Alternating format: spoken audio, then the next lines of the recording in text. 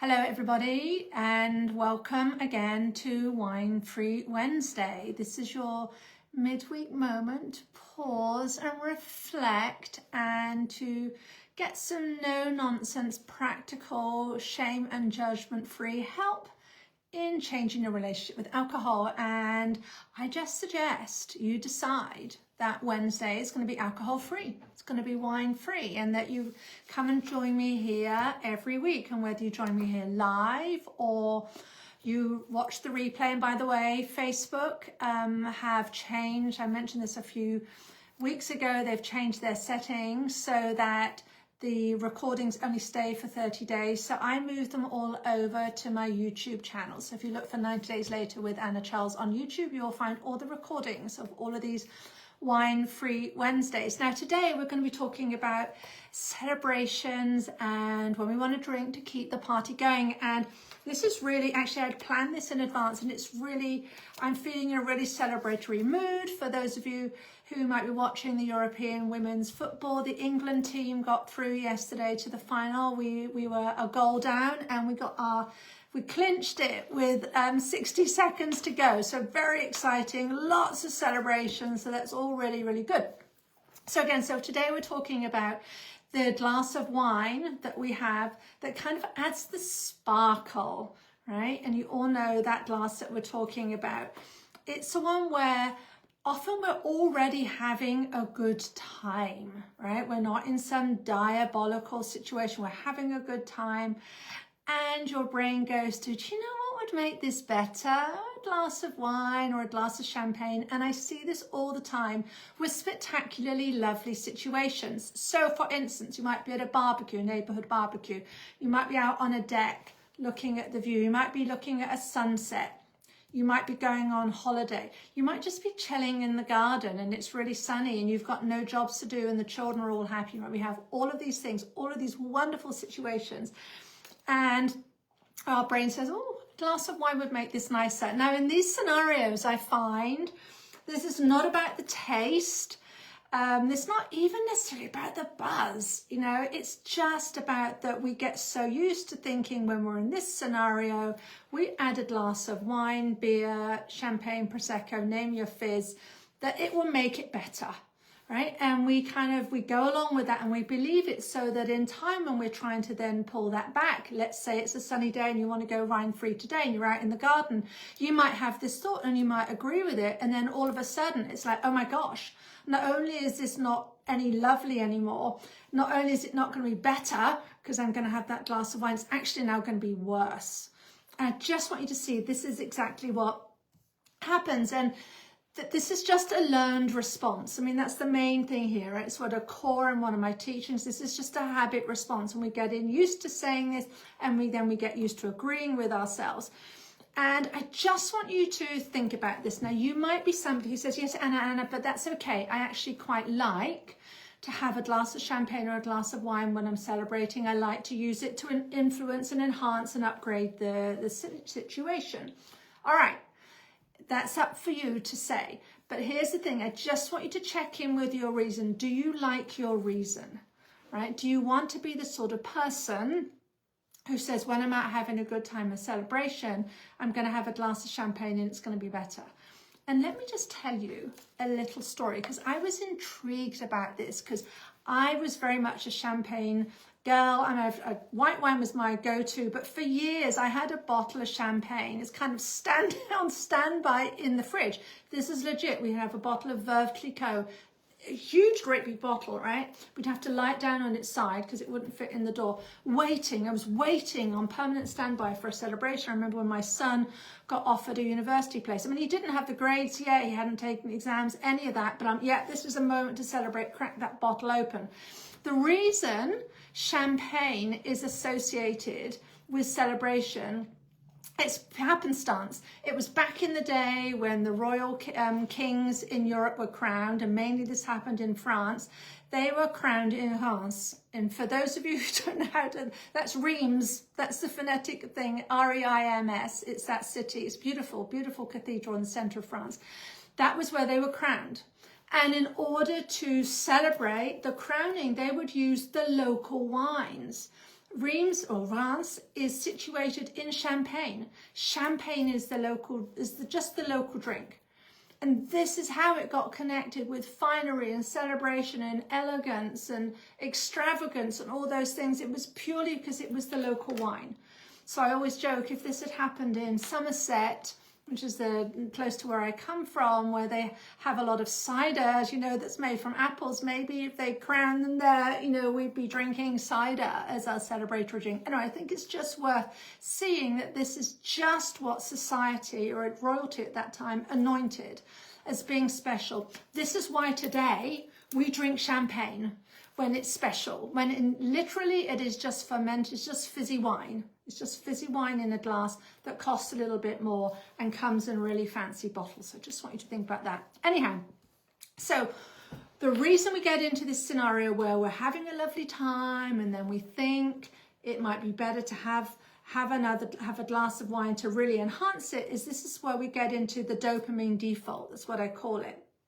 This is when we've been trained to believe, we are trained that if we want more fun, more connection, more joy, more relaxation, more this, more that we need the alcohol to do that. I mean, we really have this, it's kind of like a short-circuited equation. If you want that, you've got to have the wine. And if you take that away, you're not going to have it. We kind of miss out all the stuff in between, which is really what creates the celebration and the fun and the connection and all those things. We kind of go over that and we just go directly to the alcohol. But again, this default is not fixed. This is trained. And for all of you out there who saying, I just can't imagine going to a barbecue or something and not having a drink and having a lovely time. Yes, you can. This is something I work on actively with my clients. And there's often a lot of fear going into this. Like, I just don't think this is going to be as good. But really, it can be as good. It can be better.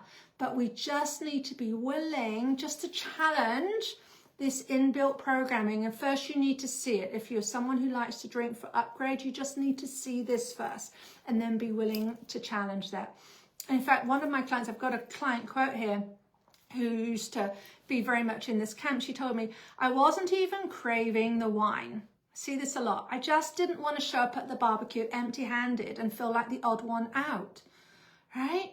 We sort of have this, or everyone else is going to be doing it, and then we imagine we're going to experience all this FOMO, and we can kind of go into freak out mode before we've even got there, right? We're not even in the scenario where we might be thinking a glass of wine would liven this up. We're already going in with that as our playbook, right? And so then we go in with that, and then at the last minute we wrench that drink away from us. No wonder we kind of have this because we've got a dopamine default. We just know that's what we expect. And the minute we take that away, we think this is less than. So, and I say, the crazy thing is we often do this in advance. So here's the reframe. If this is you, if you're somebody who likes to drink, to celebrate, to upgrade, to make things better, we need to reframe this.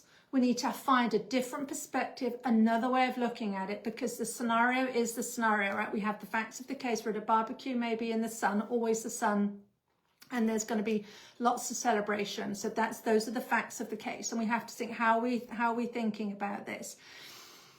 The thing I want to ask you is, it starts with, what do you need from this scenario, right? What are you going into? What are you seeking? What are you wanting?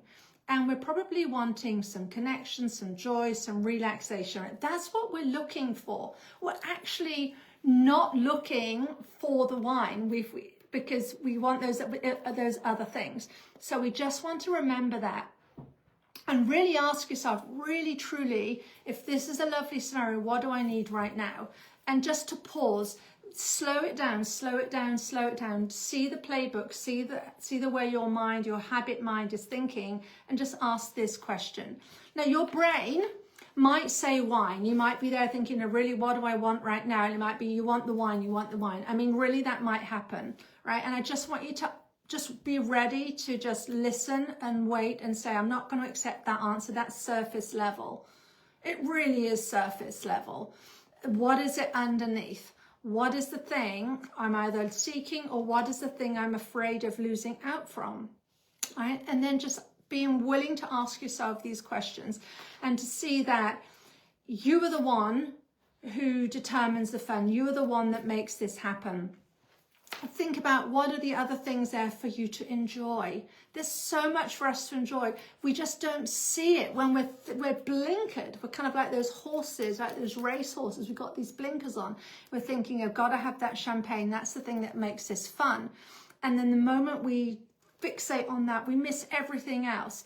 And it is amazing when I have my clients do this and they say again, you don't have to go alcohol free with me, but sometimes we're going to go alcohol free. We're just going to try it. We're going to do the Friday barbecue or the Wednesday barbecue alcohol free.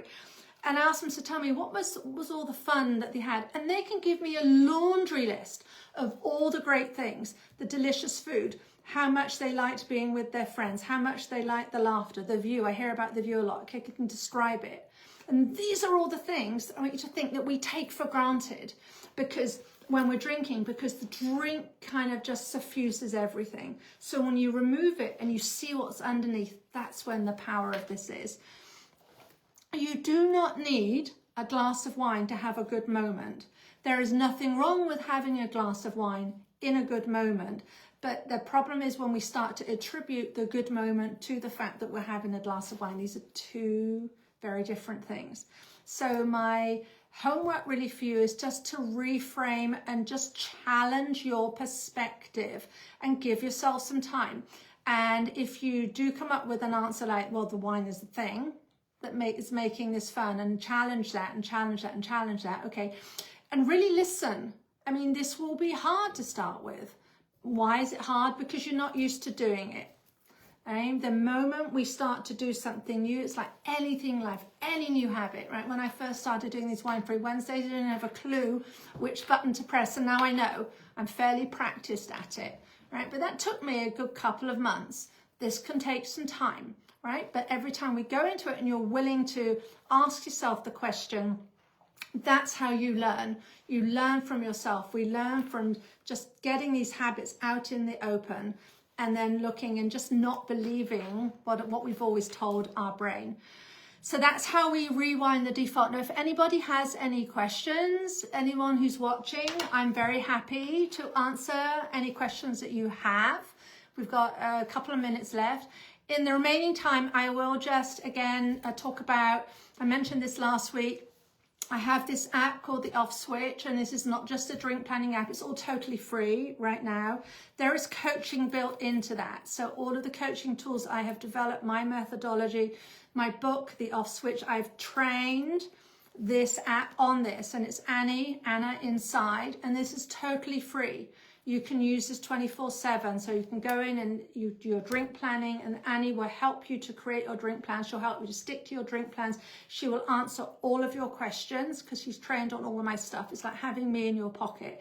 This is going to be monetized. There's going to be a charge for this in the future, but I'm offering this for free to the first 50 people. So if you haven't signed up and you want to do drink planning, but you want more, you want this coaching that's available for you right there, go ahead and download it and start using it, right? There's more than one app than just Sunnyside. This is definitely something where it is very, very robust. We've done a lot of testing on it, and it's there for you.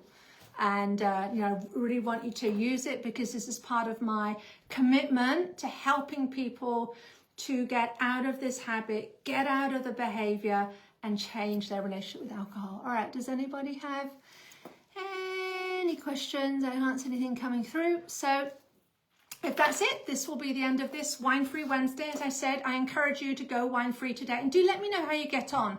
If you are subscribing to this, if you're going ahead and you're challenging yourself every week, tell me how it's going.